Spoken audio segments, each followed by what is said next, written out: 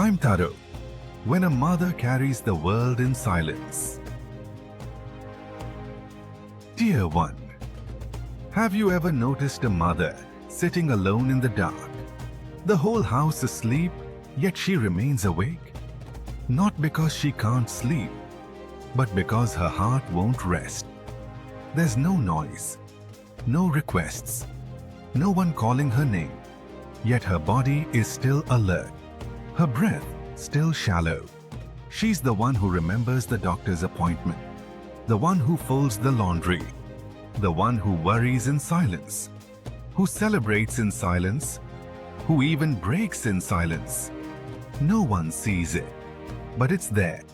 This is the quiet weight a woman carries, not just of tasks, but of love, of fear, of responsibility. And one night, a woman like that had a dream. Chapter 1. When a mother carries the light within in her dream, a soft white elephant appeared from the sky, walking gently down a silver path of clouds. It carried a lotus in its trunk, pure, glowing, weightless. As it approached, she felt no fear, only stillness. The elephant placed the lotus at her feet. It bowed, then vanished. When she woke, something had shifted.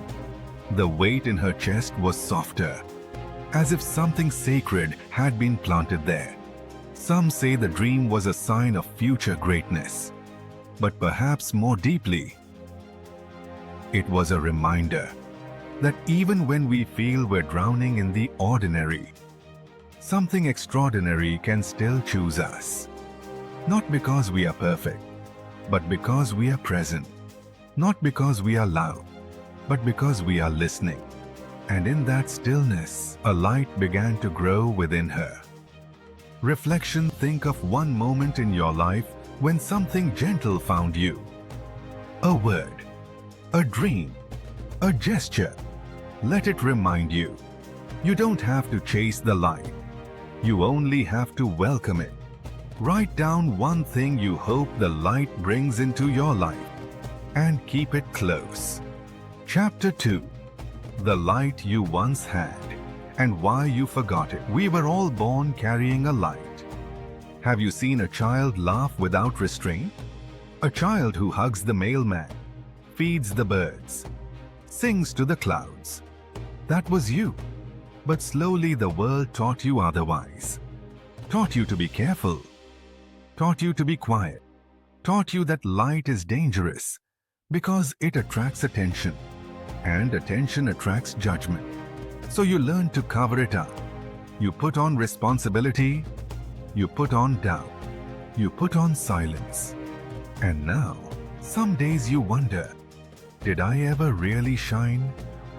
Or did I just imagine it? Let me tell you, you did shine.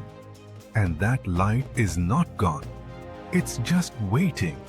There was once a little girl who carried a paper lantern through the rain. The wind blew. The rain soaked her sleeves. But she cupped her hands around the light. And even though her steps were slow, she never let the flame die. Years later, she forgot that night. But the light never forgot her. Reflection. Tonight, close your eyes. Place your hand over your heart and whisper, I remember you, the part of you that dreamed, that danced, that believed. You don't have to light a fire. Just remember you're holding a spark. Chapter 3. The Firekeepers of the Storm. In a quiet town, there was a woman who lived in a leaking house. She had 3 children and 1 candle. When the rains came, she covered the cracks with her own blankets. She cooked rice over a weak flame. She didn't complain. She sang instead. Each night, she lit that single candle and helped her children with their homework. They didn't have much, but they had that light, and that light carried them. Years later, one of her sons became a teacher. When asked why he never gave up, he said, because my mother never let the light go out. Not all heroes wear capes. Some wear kitchen aprons. Some walk to work with tired feet. Some stay up late just to make sure someone else feels safe. They don't seek praise. They just keep the fire alive. Reflection today, ask yourself, what light am I keeping alive for someone? Even if they don't notice. Even if they never thank you. And now ask, can I honor myself for that?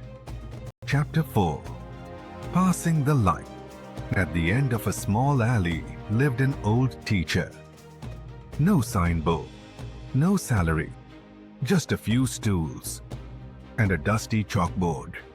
Every day, children gathered, not because they had to, but because when he spoke, they felt seen. He never raised his voice. He never rushed. He only told them, "You matter. You are not forgotten." One day, a student asked him, "Why do you keep teaching if no one pays you?" He smiled and said, "Because someone once lit a candle for me, and it never went out." This is how light travels. From hand to hand, from heart to heart. You don't lose it by giving it. You multiply it. Reflection: who has passed light on to you? And who might need a little from you today? Write their name. Send them a message. Leave a note. Even just a prayer whispered into the sky. You don't need permission to be someone's candle. Ending. You are the light and the one who passes it on.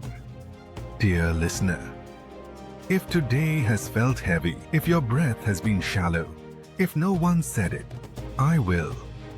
You are doing so well. You are carrying more than most people will ever see. And still, you are light. Not the blinding kind, not the loud kind, but the kind that stays, that warms, that guides. In a world chasing brightness, be the one who chooses glow. And remember, even when the storm rages, even when no one notices, your light is never wasted. If this story moved you, save it. Share it. Send it to someone who needs it. Or maybe just listen again on a day you forget. You have always been the light, even when you didn't see it.